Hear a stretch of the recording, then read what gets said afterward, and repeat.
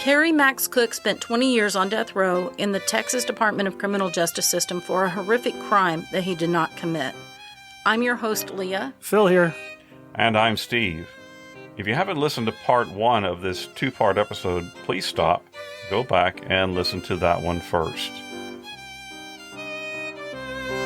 If you have an appetite for the strange and bizarre, then pull up a chair and grab a spoon for another intriguing serving of Remnant Stew. Remnant Stew is gluten-free, organic, made from all natural, free-range ingredients, and guaranteed to provide the recommended daily serving of curiosity. Now, before we jump back into our interview with Kerry, I just want to reiterate that we pride ourselves on being a family-friendly show. There are these 2 episodes titled Kerry Cook. We will be discussing some topics that involve extreme violence and other matters of an adult nature. Listener discretion is strongly advised. Strongly advised. And I want to start by telling you about the book he wrote of his horrible experience. It's called Chasing Justice, My Story of Freeing Myself After 2 Decades on Death Row for a Crime I Didn't Commit. Kerry's book was published in 2008 and is available on Amazon and will soon be available in a Kindle version. I'm going to read you the summary. Kerry Cook is an innocent man who wrongly served 2 decades in Texas's notorious death house for the brutal 1977 rape and murder of 21-year-old Linda Jo Edwards.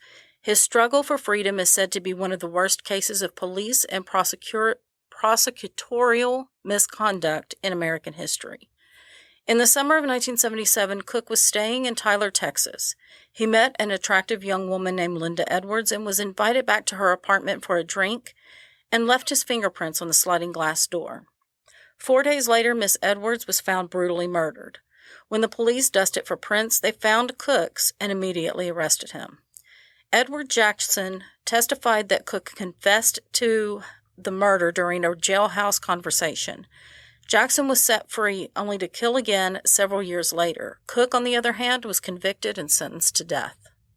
He was thrown into a world for which no one could be prepared, and he survived beatings, sexual abuse, and depression. All the while, he fought against a justice system that was determined to keep him quiet and loath to admit a mistake. Through the work of a crusading group of lawyers who forced a series of retrials, his case made its way to the U.S. Supreme Court, which ordered the case to be reconsidered. It wasn't until the spring of 1999 that Cook was finally able to put the nightmare behind him. Long-suppressed DNA evidence had linked James Mayfield, Linda Edwards' ex-lover, to the crime. Now, the summary says that Kerry was able to put the injustice and the nightmare behind him, but as we are going to find out in the rest of the interview, that is not entirely the case. That's correct. There's still things that he's facing even today. So back to our interview with Kerry, where we pick up, it's now 1987. Kerry has been on death row for 8 years. His lawyers tell him that the Texas Court of Criminal Appeals is bound to rule in his favor. However, they do not. During those 8 years, Kerry has endured brutal treatment by the inmates at Texas Department of Criminal Justice. Now, in addition to facing the death penalty, Kerry learns that his brother, who he was so close to, was murdered. As horror piles upon horror, Kerry begins hurting himself and actually makes a suicide attempt. He is then moved to the Ellis II psychiatric unit. Your brother, you got this word from home. Was it a phone call or? My dad called the Chapman Timmons, and they brought me to his office. First time I'd the chaplain's office. Yes, and he informed me that your brother had been murdered. Right? I thought it was my dad who was dead, and then we said in the phone. He said, I got your dad on the phone here from the funeral home, and I thought, funeral home, Dad. Yeah. I was already preparing, going down the hall handcuffed. Yeah. It's my dad. He had cancer. Yeah. They're calling me. Well, how am I going to, I can't cry no matter what. You can't let people see you cry. The guards will go back and tell the inmates what a girl you are. So you can't be seen crying. So I'm prepared for that. So with Chapman Timmons, I sit in a chair. They take off the handcuffs. The Skeens, that was the guard's name, not Jack Skeens, but his last name was Skeens in Bradford. Those are the 2 guards that took me to Chapman Timmons' office. He said, and Chapman Timmons said, Kerry, your dad's on the phone. He's at the funeral home. He needs to talk to you. And I'm trying to make that transition from what? And I pick up, and I haven't held a phone in 15 years. Yeah. Daddy? He says, he's gone, son. He didn't say, hello, Kerry, I love you. He just said, he's gone, son. And I really struggled to get that out. He didn't know how he was going to tell me, so he just said it. He said, he's gone, son. And I said, as you look in the books, I remember like it was yesterday, I said, who's gone? What are you talking about? He said, Dorwayne. He was killed last night. He's gone, son. And then he started this faraway tunnel. Now, he wouldn't want you to give up, Kerry. You can't give up. You're going to get out. Yeah. You may be much older, but you're going to get out. And I'm not hearing it. I dropped Skeens, I'm crying. I'm starting to cry. I can't. Yeah. I dropped my head. Skeens, or maybe Bradford. Skeens was a real butthead, but Bradford was kind of kind and sensitive. He takes the phone away from me, and he tells my dad, Mr. Cook, yeah, this is Officer Bradford. Your son can't talk anymore. We're going to take care of him, though. We're going to take care of him, though. Okay, Mr. Cook? I'm sorry. I'm sorry about your son. You're dying, but he can't talk anymore, okay? He gives the phone back to Timmons. Timmons said something and handcuffed me, and I'm going down that hallway, and I'm exploding like the 4th of July with emotions. I'm looking down. I'm trying to wipe my eyes. I can't go back in the cell block crying. And so, I go back to my cell, and I can't believe. I just remember by that time, Def Leppard, Love Bites. And I had a small little radio. TDC had started letting us buy little radios. And Love Bite was playing on a Houston radio station. Yeah. And I burst into tears crying. I wouldn't eat. I wanted to die. I'd cut myself several times. Right. Hurt myself really seriously bad. And I wanted to die. So I stopped eating. And they told me they were going to put me on intravenous fluids if I didn't. That's how I ended up at Ellis too. Right. I was going to end up at on intravenous. They were going to force it. Right. And I've always, believe it or not, my whole life was afraid of needles. Going to Germany was always a series of inoculations, and sometimes in the butt, and they put thermometers in your rectum, and I just hated that process. I've always hated shots. So that broke me from the stupor, and I thought, okay. So I went out to shower. That's when in my book, Leon King comes in the shower and rapes me. Yeah. And I let him because. So you've endured the loss, good friend in prison. Then you heard about your brother. Then you heard that the criminal appeals is okayed my execution. Okayed your execution, and then you get raped in the shower. And I forgot this, and I forgot to tell you, I have POSSY carved all over my behind. So that's what the treatment center, when you were there, they first saw the treatment center and the guards, and it's, holy crap, what's happened to this guy? They knew I couldn't have done it myself. You can tell by looking at it. Well, at the time you got to Texas, to the Texas prison, they had this crazy system in place called the building tender, in which inmates actually guarded other inmates. Now, that was done away with in about 86, I think. Ruiz versus Estelle. It was the longest running, costliest lawsuit in American history, where the inmates were given the knives. They had they were built. They were career criminals. Right. Murder, rape, pedophilia. And they guarded other prisoners. They brutalized other prisoners, and they were Teflon coated. They could stab you. They could hawk you. They could brutalize you, and there were no consequences. Right. But that's when they moved you from Ellis 1 to Ellis 2, which is the psychiatric care unit, and that's where I met you. That's where I was instructed as a teacher. Yes. And, the school I had a classroom half the day with inmates that could come to the classroom. But then there were other inmates that were not allowed off of the cell block for one reason or other. Either there had been a threat against them, or they were considered too dangerous or whatever. So I would go in the afternoons, and I would actually teach inmates right through the cell door.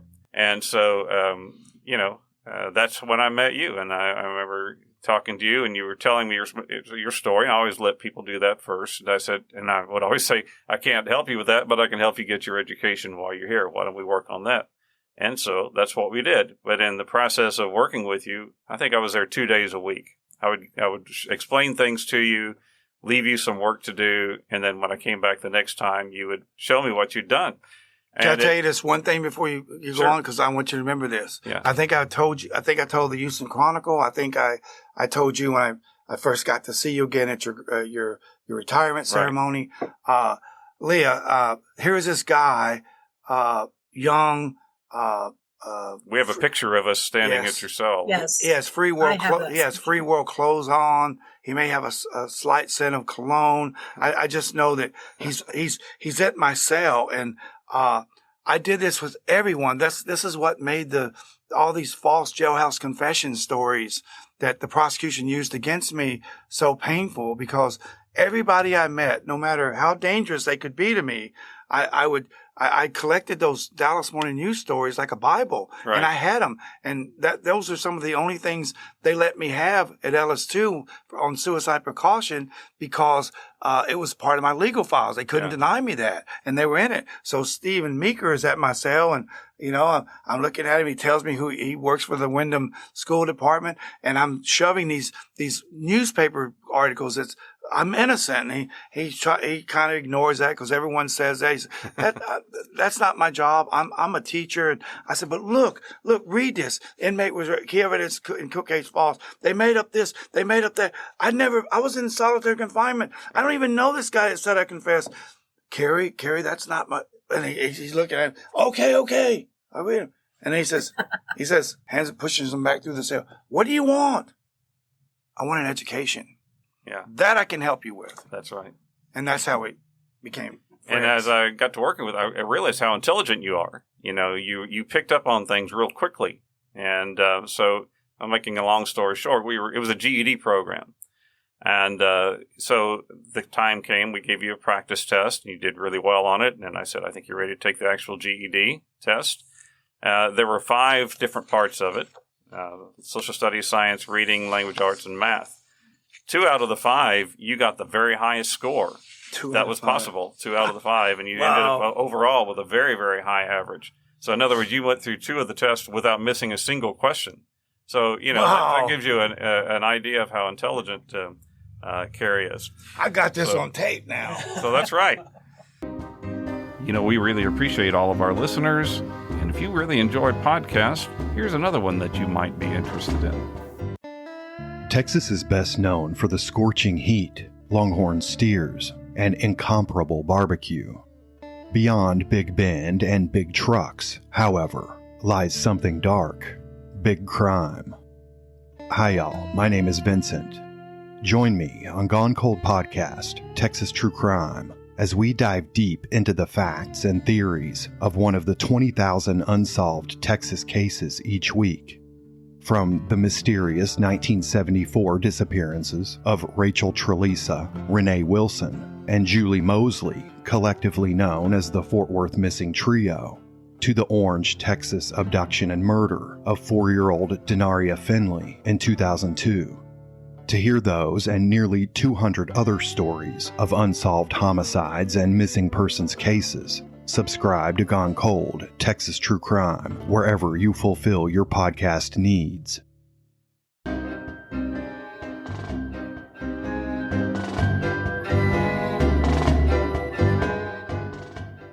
Quoting from Kerry's book, I finished my case for innocence in January 1989 and sent it to the editor of the Dallas Morning News. I couldn't believe my luck when the editor wrote back to say that he felt my case history had merit and that he was assigning my story to a reporter named David Hammers to look into the facts and circumstances that led to my arrest, conviction, and death sentence. He wrote that he thought the appeals court ruling would be swift back then and had planned to resume the articles after the court ruled. Meanwhile, the News had been investigating other instances of corruption in Smith County. Smith County is where Tyler, Texas is located. The articles grabbed the national media's attention and became the subject of a 2020 primetime special entitled Crime and Corruption Marks the Small East Texas Town of Tyler. Runaway Justice. The Dallas Morning News became interested in Kerry's case. They began investigating and publishing major headline stories about his situation. They had also been investigating other instances of corruption in Smith County, where Tyler is located. These articles garnered national publicity, which eventually led to the state of Texas ordering Smith County to grant him a new trial. And we have those articles. I'm going to post some of those to our Facebook and Instagram. And I also have the 1977 probable cause affidavit here from the arresting officer. This is the document needed in order to substantiate probable cause in order to get an arrest warrant. I'll read a portion of the affidavit. Please note that when it says affiant, it is referring to the arresting officer, Eddie Clark, as he's the author of the affidavit, and this was his statement about the case. And again, this is just a portion of it. Affiant interviewed Paula Rudolph on June 10, 1977, the owner of the apartment in which the crime occurred, who stated that the premises were rented by here as her resident and habitation, and that she had not given the said Kerry Max Cook. In this affidavit, I think they could have his middle name as Mac instead of Max. Max, Max. But she had not given the said Kerry Max Cook consent to enter her residence, and that her apartment was never at any time open to the public, and that to her knowledge, Kerry Max Cook had never been in the apartment. That the said Paula Rudolph further stated to affiant that in the early morning hours of June 10, 1977, she arrived home from a date and saw a man standing at the entrance to the bedroom where the crime occurred. Further, that shortly thereafter she heard the sliding glass doors of the rear of the apartment being opened, then closed, and thereafter heard the patio gate at rear and outside the apartment open.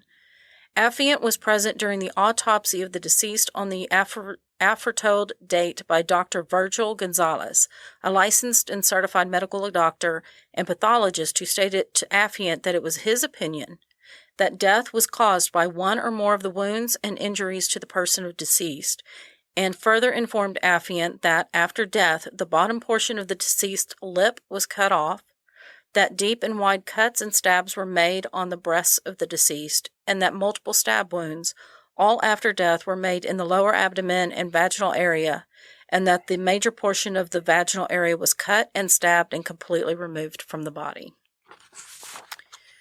Affiant has been informed by Sergeant Doug Collard of the Identification Division of the Tyler Police Department that he lifted latent fingerprints from a sliding glass door at the rear of the scene of the crime. Sergeant Collard made a comparison on August 3, 1977, between these latent fingerprints with fingerprints known to those of Kerry Max Cook, obtained from the Jacksonville, Texas Police Department. Sergeant Collard stated to affiant that the fingerprints found at the scene were identical to those of Kerry Max Cook as shown on the Jacksonville Police Department fingerprint card. Sergeant Collard stated to affiant that it is his opinion the latent fingerprints were 8 to 12 hours old at the time he lifted them, which was at 9 a.m. on June 10, 1977. So there's a problem there, isn't there? Yeah, there's quite a bit to unpack here. First, when referring to Paula Rudolph having seen the man in her apartment, the part of her official statement about the man having short silver-colored hair is conspicuously left out. Right. And then, yes, the fingerprint expert goes on to record as saying that he could tell the fingerprints found on the sliding glass door were matched to Kerry were 8 to 12 hours old. So they must belong to the murderer because they coincided with the time of death. So he figured out how to age fingerprints. That's impressive. That's right. It's a huge red herring. Okay, so the jury bought the testimony of the fingerprint expert, and why wouldn't they? Why not? Yeah.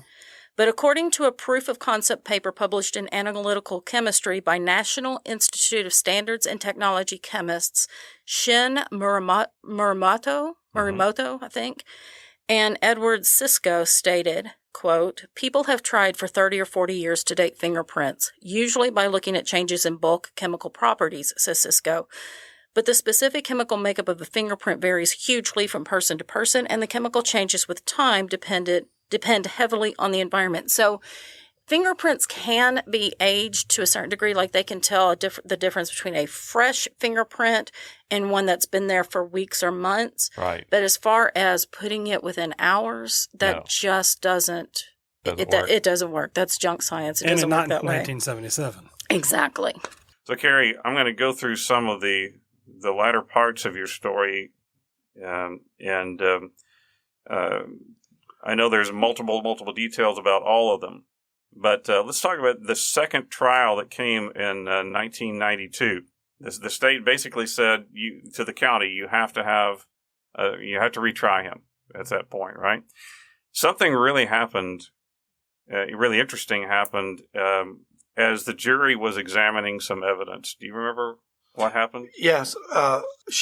Basically, they claimed that you cut off her body parts, right, hauled them off in her stockings. Right. In 1994, at my third trial, Dr. Linda Norton, a certified pathologist for the Dallas County Dallas County, she came in and testified. She was a certified forensic pathologist. Mm-hmm. Dr. Gonzalez wasn't. But she said, she testified that no reputable pathologist, something as significant as missing body parts, right, could fail to mention that, to list that as a forensic matter, right, in an autopsy. Okay, but they weren't mentioned in hers. In his 1977 autopsy that he says he conducted it in the sink at the funeral home.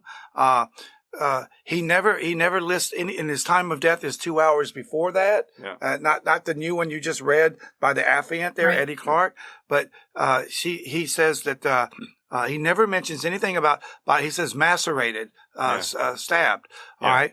He comes to the trial to support this affidavit. So Eddie Clark can't be charged with perjury or this get me acquitted by a jury. Yeah. He doesn't bring any notes. He doesn't bring anything, but he never mentions that brand new time of death, that he up 2 hours, when a time I didn't have an alibi all of a sudden, or missing body parts. So the stalking, there was a police officer that now is a lawyer somewhere in Houston. This is 20 years ago. He calls one of my investigators and says, I was one of the first people to arrive at that scene. He said, both of those stockings were there at the time. Right. He said, someone stuffed that stocking in the pants leg. I don't know who, maybe Eddie Clark or one of the other detectives that came there, but he said, they were both there. He said, I was one of the first detectives on the scene. I saw them.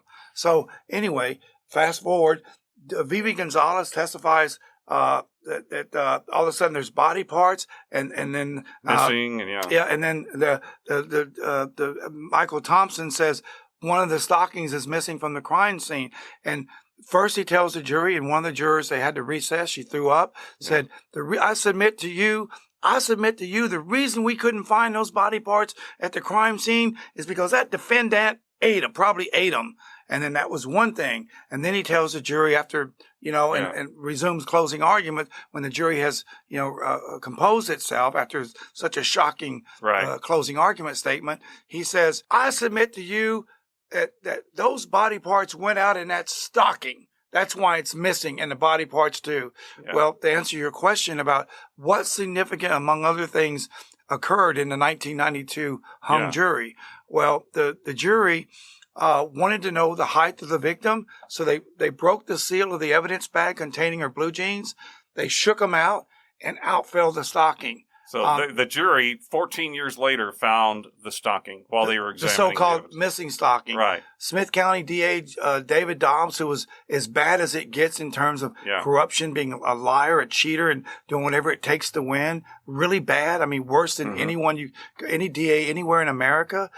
What does he do? He goes to the foreman of the jury, 1978 jury that convicted me. Right. He gets an affidavit from him and submits it to the court. And he says, I personally searched those jeans, and we looked through those jeans as a jury. That stocking was not in those pants leg. Fast forward, the stocking is sent to the Doug Stone Forensic Institute in Dallas and compares it with the other one. Mm-hmm. It's the missing stocking. They're identical. Yeah. So this is what I'm facing when you say retrying you. Well, this is the kind of shenanigans that they always do, and there's no accountability. There's no one stopping them. Right. Not even the Court of Criminal Appeals. So they found the stocking, and Linda Norton exposed in a very powerful way. Yeah. There were no missing body parts. Right. That Vivi Gonzalez was lying. So then that jury was hung then. The 1992 retrial was hung. So you go back to prison, back to Smith County. Yes, and I'm retried a year later, and this time I'm convicted in 1994. And so in 1994, the trial is again, and the judge actually dismissed your attorneys? Yes, and so I'm petitioning to the judge to appoint Paul Nugent, my Houston lawyer, and the judge makes this shocking decision. He thanks Paul Nugent for having done a wonderful job, too good of a job. He got me a hung jury, and he dismisses him, and he appoints two Tyler attorneys that represent everyone charged with murder in Smith County. Yeah. And everyone goes to prison with legal LaWanda defenders, Lacey. basically. Yeah. Yeah, LaWanda Lacey, and he kept Jim Brookshire from Williamson County that was appointed, and he fired my lawyers. So, because there was no money, but your lawyers were willing to continue working Pro on your bono. case. Yes. Pro bono. Thank God. And yet the judge didn't allow that. The judge wouldn't allow it until Paul Nugent said, I'm doing this free of charge, Your Honor. Mr. Cook doesn't want Jim Wright, doesn't want LaWanda Lacey from Tyler, Texas, who won't stand up to the court system there. I will still represent him. And so he did. And then so he did have to let him. Okay. Yeah. Yes. All right. Let's pick up with where we were just a minute ago. Your third trial, you were convicted again, and so then you're appealing to the Texas Court of Criminal Appeals. I'm going to read a little section out of your book. This is Paul Nugent, your lawyer. Paul Nugent agreed to appeal my conviction and new death sentence. He completed his brief in July of 1995 and sent me a copy, a whopping 213 pages. It detailed 55 points of error that had been committed by Jones and the prosecution and had resulted in my reconviction. Paul delineated the history of systemic police and prosecutorial chicanery that had spanned 18 years and 3 trials and had passed through 2 generations of Tyler District Attorney's Office. Though these facts and the law seemed to be on my side, I was afraid to hope. I knew my chances of getting this now very conservative court to reverse my conviction a second time, no matter how persuasive the facts and legal arguments to support them, were slim to none. So you appealed to the Texas Court of Criminal Appeals, but you know that it's a conservative court. pretty long shot, because it's a very conservative court. All non-Republican law and order judges. Exactly. Now, in your book, you talk about something else that kind of happens along this time. You meet a family called the Rain, R-A-I-N-E. Is it Rain or Rainey? Rain, R-A-I-N-E. The Rain family. Richard Rain and his wife, Michaela. Would you talk about them a little bit and what they meant to you? Yes, this family, Richard Rain, Michaela Rain, begins to write me. She had 4 children, 2 daughters and 2 sons. Right. They were real little at the time. And she would constantly tell me in letters, and then when she would visit, that, Kerry, you got to let go and let God. You've done everything you can do. You've gone beyond, you've gone the Jericho mile. You've done everything possible that can be done, and it's not working. And then she quoted that portion of the Bible about you can't serve mammon and that. And then she said, can't serve God and mammon or money. Yeah. Yeah. Right, and she said, you have to let go and let God. And, after a while, Joel had been murdered. My dad died of cancer, which is, he was dying when I got to LS2. When I met you, he was already dying. She started sending me these books, and so forth. And one of them, they were like faith-based books. Book of apologetics. Yeah. Everything is gone. I'm back on death row, 1994, and I'm convinced I'm going to be put to death. I'm going to be executed. And I thought to myself, is this the way I want to die? I loved my brother, my mom and dad with everything in my heart. And I said, if there's any chance to see them again, if there is a God, and I believe there is, and I believe in Jesus, I believe he was the chosen one. He was the Messiah. I came full circle. And I thought the only way I'm ever going to see my family again is if I renew my faith and got on my knees. And I cried hard as I cried when Dorwin was murdered, which I don't even want to remember that. I couldn't catch my breath. I thought I was going to choke to death. I cried so hard, and it was constant all the time, thinking of every song, every thought of Dorwin growing up. And then I asked God, to take this away from me, help me renew my faith. Don't abandon me like I've abandoned you. Let me come back to you with an open heart. because only you can save me now. I can't save myself. And I remember telling God on my knees that this is not about, oh yeah, God, I'm not asking you anymore to set me free. Mm-hmm. I'm not asking you to get me out. That's not what this is about. All I'm asking you is to forgive me for abandoning you. All I'm asking is accept me as a child of God. And I'm not asking to be free. I'm asking you to give me the strength to be executed. And that was my prayer, because that's what I believe. And from that moment on, here's something very significant. I kept every sliver of paper, everything that had to do with my case, from handwritten notes to police reports to trial. And Steve, this was not easy. I was indigent. Right. It was the respect people had for me when I wrote them and begged for things. Mm-hmm. They would send me, all right, Kerry, here, now don't write me anymore. I don't want to mess with you anymore. Here's your record, or this, or the police reports. Yeah. And I had it all. It was my Bible. And God knew that. I said, God, I've been reading the wrong Bible. Yeah. I've lived off the wrong Bible all these years. And I was on this Work Capable program then where, Martin Gorelli escaping the death row 4 or 5, whatever it was called, climbed over the fence. They found him dead in the Trinity River, or at least him. Well, they moved him to the Livingston unit then. They canceled the death row program. We made guards uniforms and stuff. They had in and outs like general population. So every time the door opened, I take a deep breath, because I knew I couldn't come back from this. This was really, really letting go and letting God. The door would open. I take a deep breath, because this was like letting go of being a mother and letting go of a child almost. I take bundle after bundle, throw them in the large death row barrel of trash. All the stuff you'd collected. Yeah, and I couldn't get it back. You couldn't take it back. I'd go back to my cell. The next hour, on the hour, in and out, I'd carry another bundle until it was all gone. And then the door shut for the last time. I went, now I let go. Now I let God. So it's just you and God at that point. And a short time later, you can't write this, because it really happened.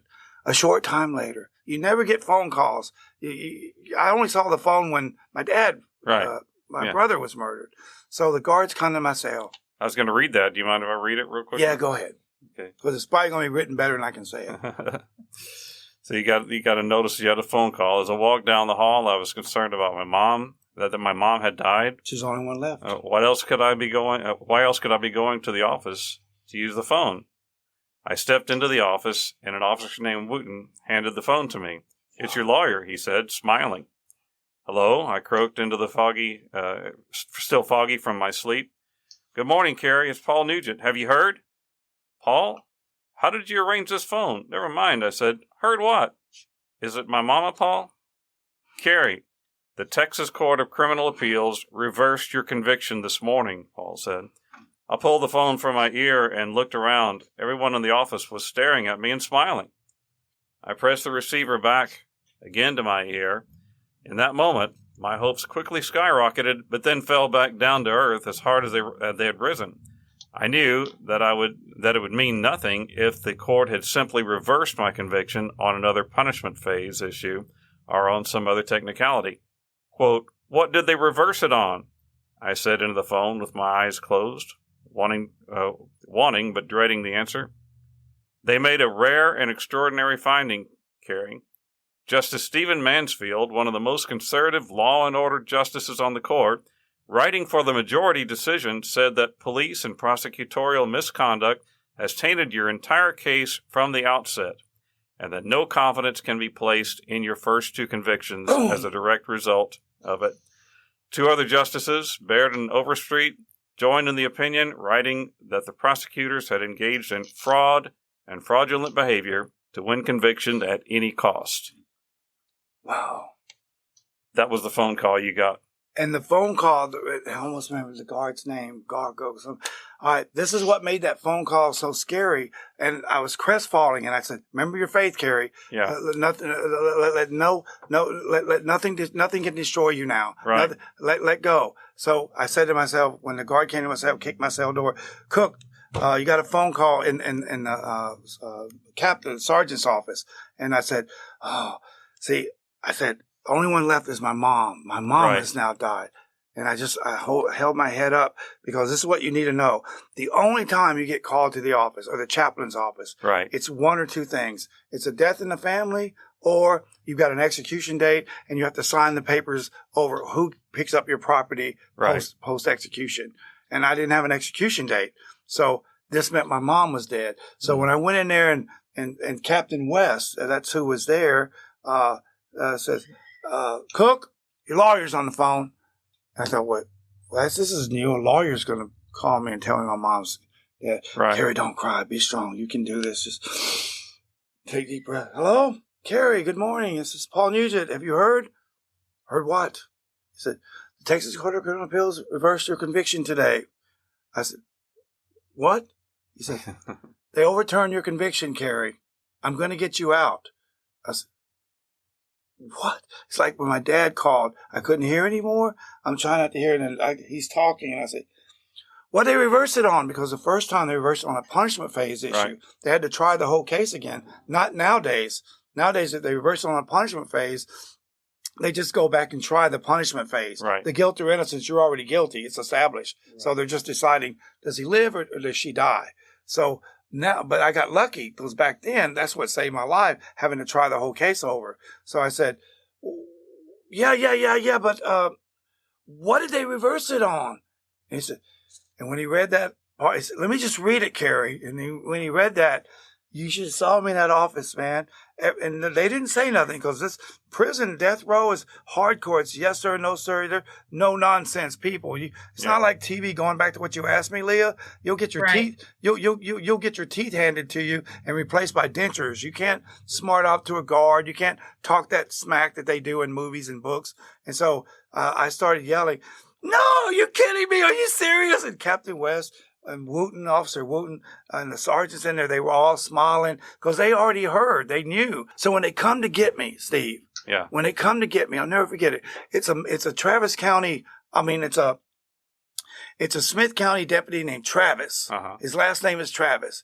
He comes and gets me. All right, and we're going down the hallway. They're handcuffed behind my back. They're taking me to the visitation room to dress out into the street clothes that they give you for bench warrants. Yeah. You know, they're real crappy looking. But anyway, so I go back. And as we're walking down this long hallway, like I walked to Chaplain Timmons, which my eyes hurt because my eyes weren't used to far distances, just close up. And when you go several years without seeing anything more than your hands, and look down the road and see if it doesn't give you a migraine, painful headache. Yeah. And so I'm going down the hallway like Chaplain. I'm getting these flashbacks, complex PTSD when my brother was murdered, and I'm going down this hallway, and these guards are just it's right out of a movie. They just keep joining the list. Lieutenants, captains, majors joining the list.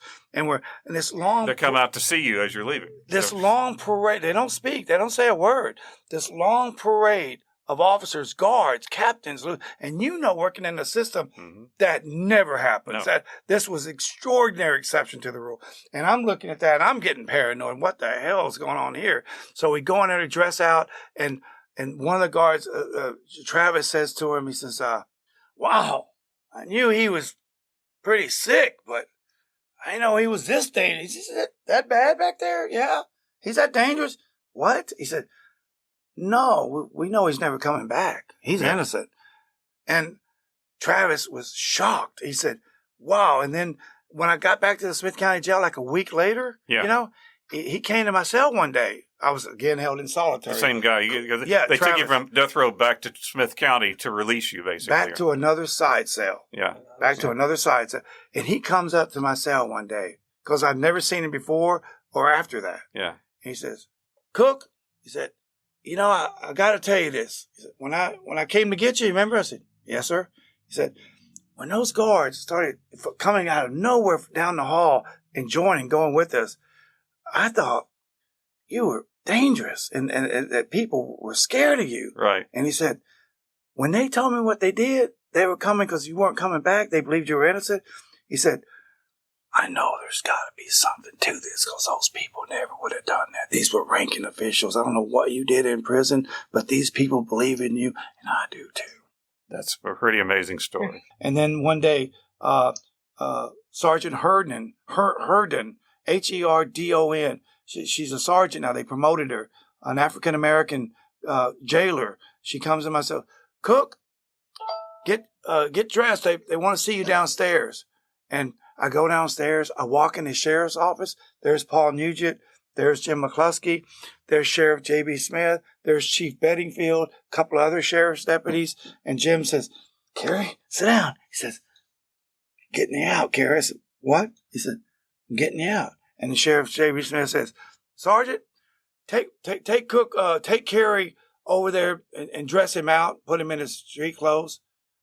And I couldn't believe my words. I'm hearing, I come back in the same suit that I had gone to that trial in that convicted me. And I'm sitting 20 years before, they had the same suit they're waiting for? Yeah, yeah. And my mom runs up to me and hugs me. And I like to tell the kids that my mom forgave me for all my teenage mistakes. And I went home with my mom that day.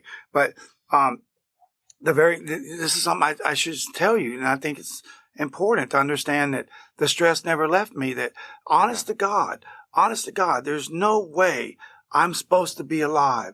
I've lived with the most mind-boggling stress, tension, anxiety any human being could ever hope to live for. So I get out. I go to my mama's house in Tacoma, Texas. She lives out in the woods on a highway. Right. And I'm sitting out on the front porch. It's unbelievable. I swear I cannot believe it. So I'm sitting on the porch, cars are going by, and my mama screams from inside it's like 10 o'clock at night. Son, come on in. You got to get to bed now. And I said, no, Mama. Are you coming in? I said, Mama, I say it better in the book, but I said, I can't. Any minute now, they're going to come for me. I want it to last as long as it can. And so I did finally go to bed, but everything the next morning, the chirping of birds, the bark, I hadn't touched the tree, I haven't touched grass. I've been in concrete for over 20 years. Right. And I'm touching the tree. I'm out. You heard the joke, tree huggers. I was a tree hugger. I'm kissing the bark. I'm kissing the ground. I'm the chirping birds early morning, the sparrows, the mockingbird. Yeah. I'm just totally shocked. And here's what's going on in the background. Phil, imagine this, what I'm about to tell you. And there's news clips of it. Mm-hmm. In the background, KLTV, Channel 7 Tyler, which was never my friend. Neither was KTEK, Channel 56 Tyler. The prosecution is filing a motion with Judge Jones today. They said that Kerry Max Cook is a drug addict. He's done heroin, cocaine, and he's raped other women. He's dangerous. He will kill again. They're asking that he be brought back. His bond be set at $2 million. And so I hear that, and I'm terrified. And then 6 o'clock, here's a juror. They blacken in her face. Mm-hmm. And they're arguing, I'm going to kill again. There'll be bodies littered from one end of the state to the next if they let me out. And she says, I don't understand. The sheriff is, and this is what J.B. Smith, the day I walked out, J.B. Smith was being interviewed, mm-hmm. and he was telling the media, oh, no, he wasn't a problem. He was a model inmate. Never bothered anyone, never gave us any trouble. Yeah. Yes, sir, and no, sir. He was a model inmate. And he's saying that about me. I'm shocked too. It's true, but this is the sheriff, out to get me. And so this juror, blackened in face, says to KLTV, says, I don't understand. Sheriff Smith says what a model inmate he was. And well, we had problems with it. There were some concerns after we convicted him and sentenced him to death. And we were in the jury room and wondering if we'd done the right thing because there wasn't a lot of evidence. Yeah. But, we had doubts, and Sheriff Smith comes in there. And he tells us, he said, I can see it on your faces, but you did the right thing.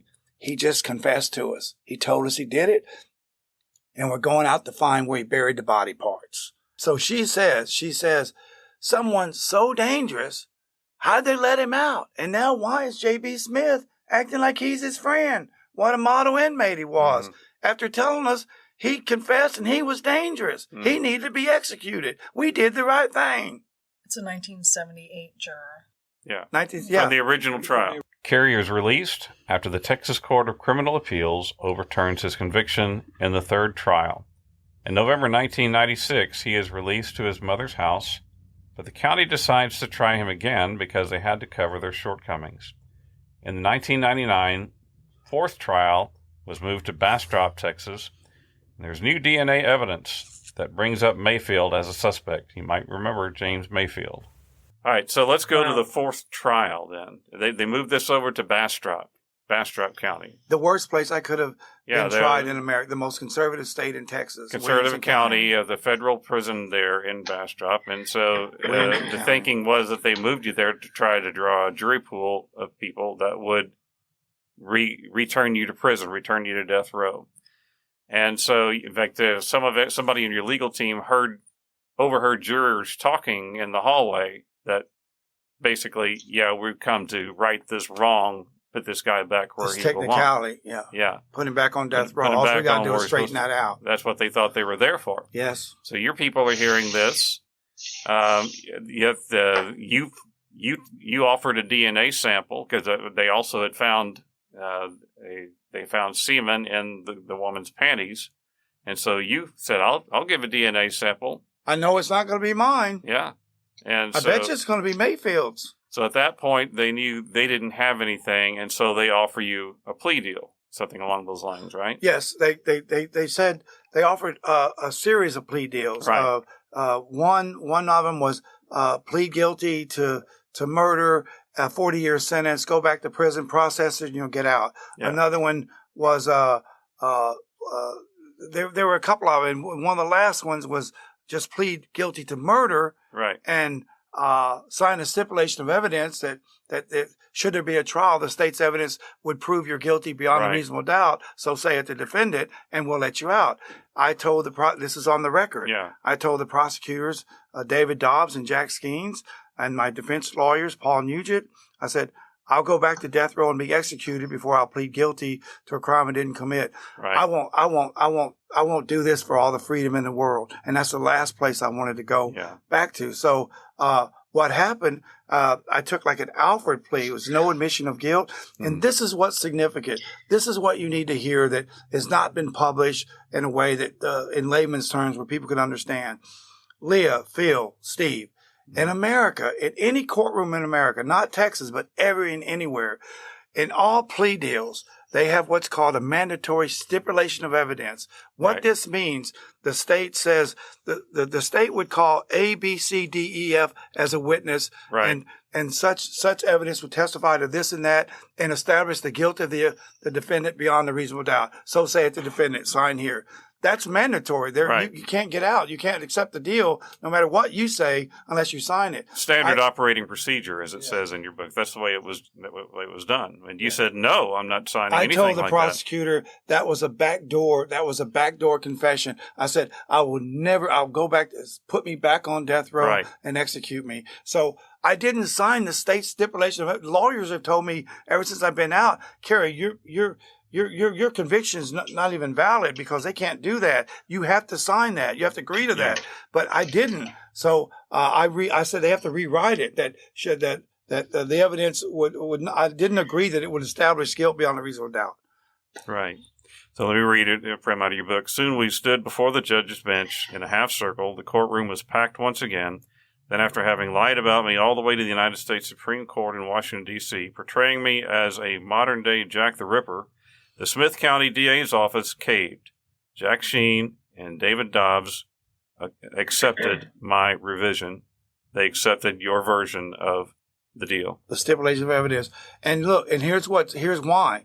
We knew Sandra was with me then, and we knew they were panicked. They wouldn't it was everything except, can we take you to Whataburger too? I mean, they even though they'd had it their way, I'm sure they were used to that, but they were willing to do anything. It was all over their faces. It was panic. I was going to the restroom. Jack Skeens came out of the restroom. It freaked me out. Oh, he's going to say I confessed or something. And he says, Mr. Cook, how you doing? As he walks out, I'm going, oh, are you kidding me?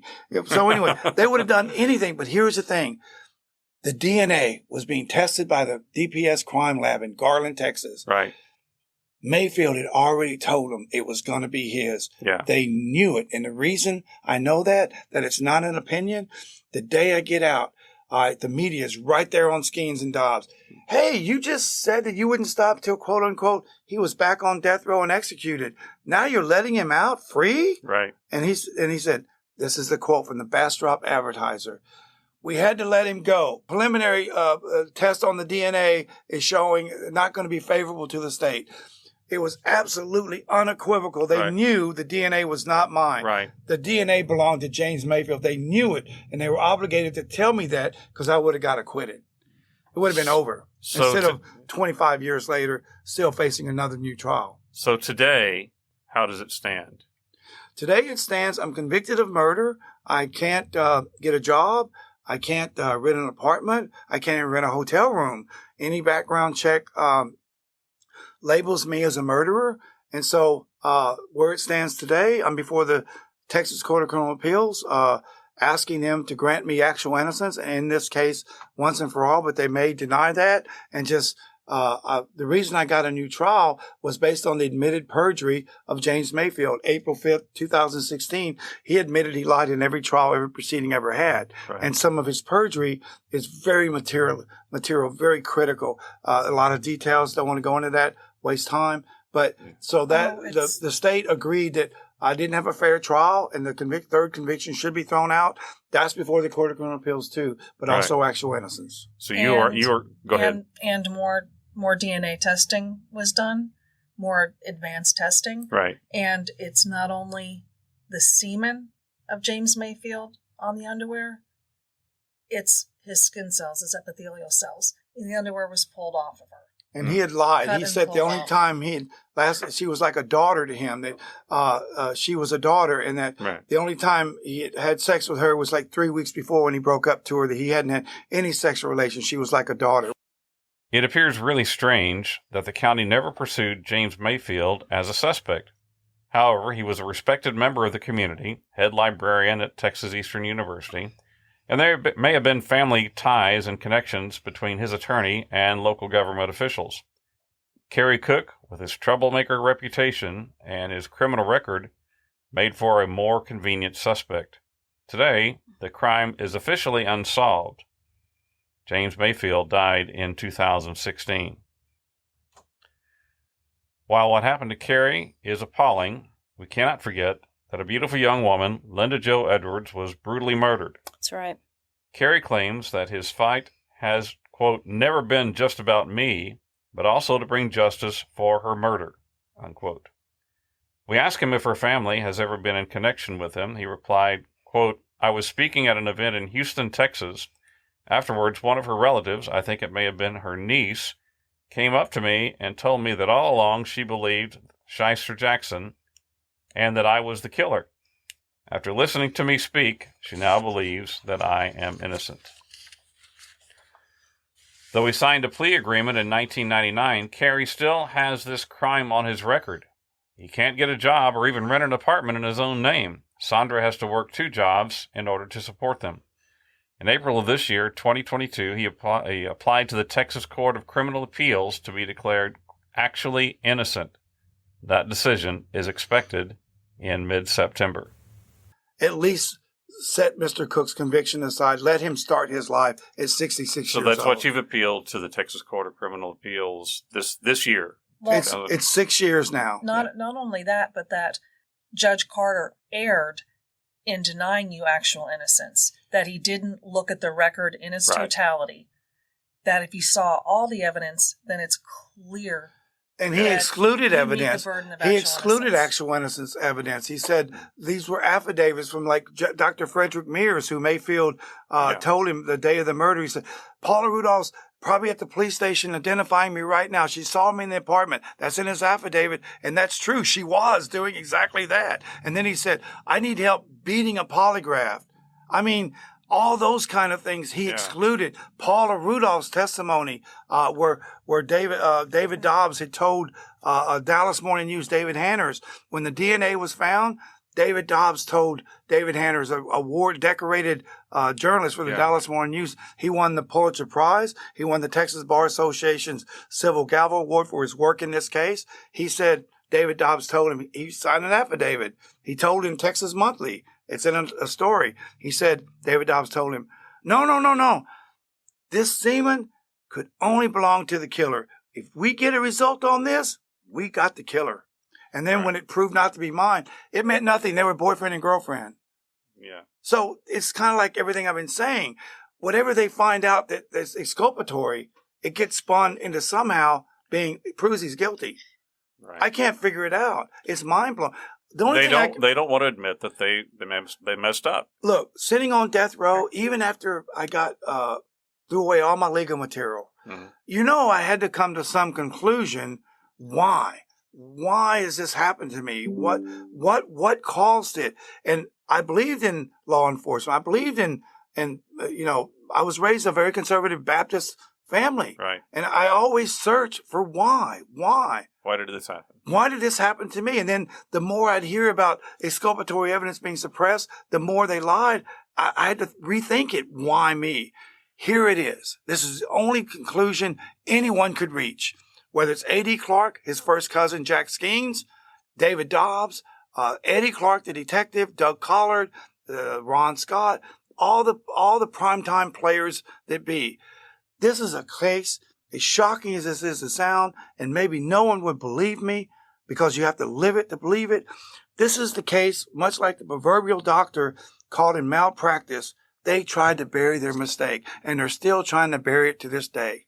And that's why I think it's possible I could be retried and put back in prison. And I'm fighting from death row. The book is called Chasing Justice, My Story of Freeing Myself After 2 Decades on Death Row for a Crime I Didn't Commit, by Kerry Max Cook. It's going to come out on Kindle soon. Is that right? Hopefully. I mean, it's not yet. We got to still put that together. But you can find it on Amazon and find it other places. Thank you guys so much for coming and spending this time with us. And we're honored that you selected us to tell your story too. Well, thank you, Steve. There are so many more aspects of Kerry's case and the 4 trials that we were not able to touch on in our 2 episodes. While Kerry has been acquitted of any wrongdoing, he is not legally innocent. He is still a convicted murderer. This greatly affects his life. I mean, just imagine when you get pulled over for a traffic violation, the officer looks you up in the system before they ever approach your car. When they approach Kerry, they think they are approaching a convicted murderer. Right. That's why this next court hearing is so important. Kerry is hoping that 2 things happen. That they throw out his 3rd wrongful murder conviction based on the April 5th, 2016 admissions of perjury by the original prime suspect, James Mayfield, and that they either order a new trial or make the finding of, quote, actual innocence, which would end once and for all Kerry's 45-year legal nightmare. So this has been going on for 45 years since he was picked up for this crime that he didn't do, and yet it still hangs over him. This is almost his entire life. Yeah. It's unbelievable. He's 66 now, or 65, I think now. If you would like to help, Kerry asks that letters or emails be sent to the Texas Court of Criminal Appeals or to any Tyler area newspaper such as the Tyler Morning Telegraph on Kerry's behalf to please have him declared legally innocent. We will have more information on how to do this in our show notes. Phil here, reminding you to check out our Facebook and Instagram pages at Remnant 2 Podcast. Drop us an email at staycurious@remnants2.com just to say hi or let us know about any topics you would like to hear us cover in an upcoming episode. Remnant Stew is created by me, Leah Lamp, and is now a part of Rook and Raven Ventures. Dr. Judy Meeker and I research, write, and host each episode along with commentary by our audio producer, Philip Sinquefield. Theme music is by Kevin MacLeod with voiceover by Morgan Hughes. And again, we thank Kerry Cook and his wife, Sandra, for coming into the studio and being with us. Yep. Absolutely. Well, now before you go, please hit the follow button so you won't miss an episode. Head over to Apple Music and leave us a review. Share Remnant Stew with your friends and your family. Until next time, remember, choose to be kind and always stay curious.